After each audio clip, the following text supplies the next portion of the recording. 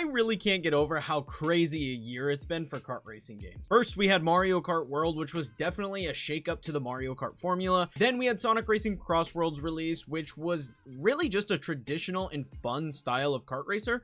And then most recently, we had Kirby Air Riders, which is like a kart racer and Smash Brothers fused together and then chug 3 Red Bulls. It's absolutely insane. So we've had plenty of variety as far as kart racing games go this year, but Sonic Racing CrossWorlds just released its Switch 2 upgrade, and I really want to know how this game performed. So I hopped in, and we're going to talk about everything that I learned while I played it. Now, I actually played the Nintendo Switch 1 version of Sonic Racing CrossWorlds when they did their server beta test, when that demo was out prior to the actual launch. And while I thought the game was smooth to play and very fun on that version, the graphics left a lot to be desired, so a proper Switch 2 version was something that I was really looking forward to just to get improved visuals and frame rates. And originally, I honestly wasn't planning to pick this game up this soon. I was actually planning to pick it up next year because there is a full physical version of this game coming, and it is entirely on the cartridge, which is just absolutely awesome. However, there was a sale for Black Friday where they add the Switch 1 version for $55 with all the DLC included, and as much as I enjoy a full physical copy of a game, I like money a whole lot more. So I ended up picking that up and then just upgrading to the Switch 2 version to save myself some cash. So let's kick this video off by talking about how this game actually performs on the Switch 2 compared to the Switch 1 version. Mainly because I feel most people understand the premise of kart racing games, so we'll talk about what else is in this game later for those who haven't played it yet. So the Switch 1 version, like I said, left a lot to be desired visually. The resolution was lower, the textures didn't look all that great, and the frames weren't ideal in many situations. But the Switch 2 version of Sonic Racing CrossWorlds fixes most of that. So the big thing is that the characters themselves look so much better in this version of the game. The characters and the car models are crisp and they look excellent on the Switch 2 version of Sonic Racing CrossWorlds, which is a big improvement over the Switch 1 where the resolution led to characters looking a bit blurry, especially as you got to higher and higher speeds. The maps look absolutely solid, very bright with lots of colors. However, I did still notice that some of the textures just don't look all that great in this game, particularly on certain courses. Like many of the actual tracks under your vehicle look very low res and muddy, which I thought was just a bit of a disappointment considering that the overall course designs are quite nice in this game. But this lack of attention to detail was a bit jarring on certain tracks. Now the frame rate's kind of interesting, truth be told. So your actual racer and the people around you do appear to be running at that 60 frames per second at a max 1440p resolution. However, just like the Switch 1 version, I noticed that stuff in the distance was running at a noticeably lower frame rate, whether it be other characters that are a part of the track or the crowd cheering in the stands. These things were just running at a significantly lower frame rate, and this is very noticeable. And this isn't like a game-breaking situation or anything, and it has literally nothing to do with the actual gameplay of this game, which in all honesty is quite fast-paced and fun, but it's something you just can't help but notice while you're playing. So all in all, the game has some rather odd oversights as far as certain graphics and textures and some weird altered FPS in the background, but as a whole, the gameplay is very smooth and fun.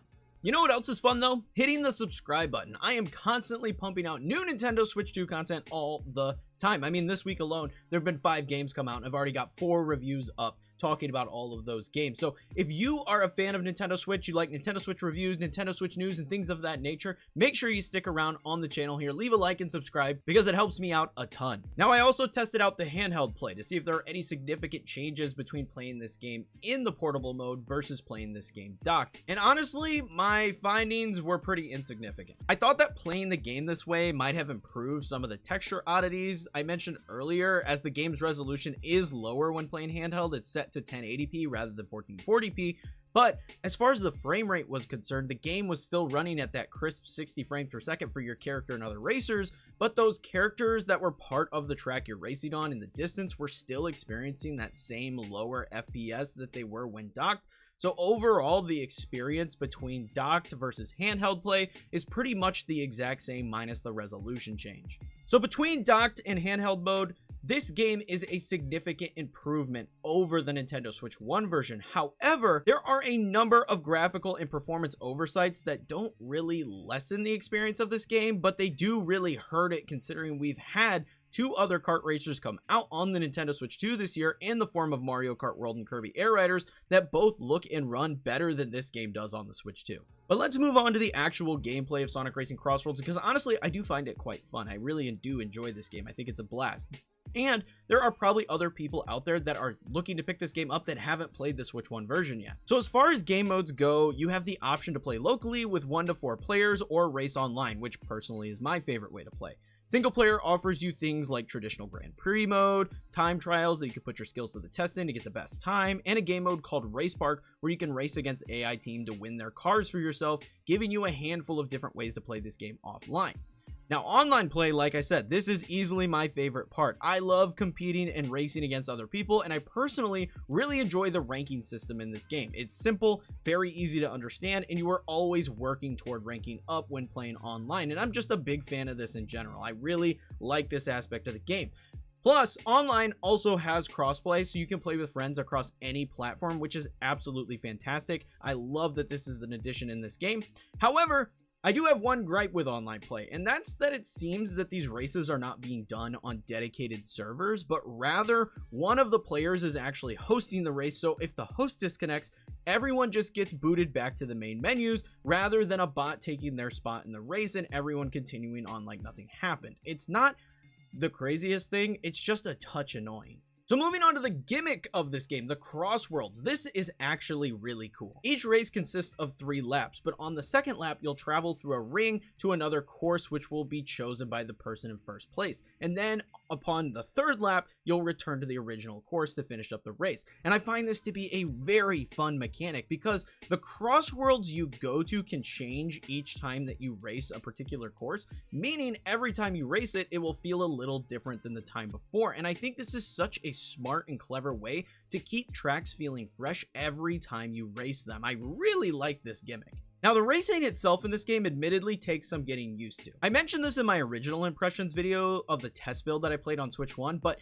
this game just feels way more floaty and less tight than other kart racing games like Mario Kart or even Kirby Air Riders. It's not a bad thing. The game and the racing is still plenty fun. It just definitely takes some practice to get it down due to it playing and feeling so different than other kart racing games. Now, as far as the cars go, they are fully customizable in this game, which is a massive win. You can deck them out with different parts to change their stats and colors, making each one exactly how you like it. And as you race, you'll earn more tickets that you can spend to buy new car parts to give you more customization options. This game admittedly does a very good job at rewarding you for doing more races due to the nature of the unlockables in this title being tied to the actual races themselves. So that's really solid in that way. There are also tons of characters from across all the different Sonic games to choose from, as well as DLC characters that have already come out, like Steve from Minecraft and SpongeBob, as well as many more that are still on the way, like Mega Man and Pac-Man, all of which have their own vehicles and courses from their respective games and worlds. And I think this is fantastic. This is such a cool feature of this game because it makes it feel like a Smash Brothers game with all the cameos from different IPs throughout gaming as well as cartoons. It's just really, really cool. On top of the DLC characters and their cars being cool though, their cars are also fully customizable just like every other car in the game, which was a pleasant surprise to me. I was not anticipating being able to actually customize Steve's minecart at all, but it was just goofy and fun that I had the option to do so. The last thing I want to talk about in regards to the actual gameplay is the gadget system in this game, which I think is a really cool new mechanic in a kart racing game. These are essentially a passive-like system. You'll be able to upgrade the more you play. You have a gadget board where you can slot different passive effects to change up things about how your vehicle and items behave. For example, you can affect how fast your drift boost charges, or you can change how quickly you can perform tricks in the air. And I think that this system is just really fun. It adds a deeper level of customization to your overall build between your character, your car, and what passives you choose to slot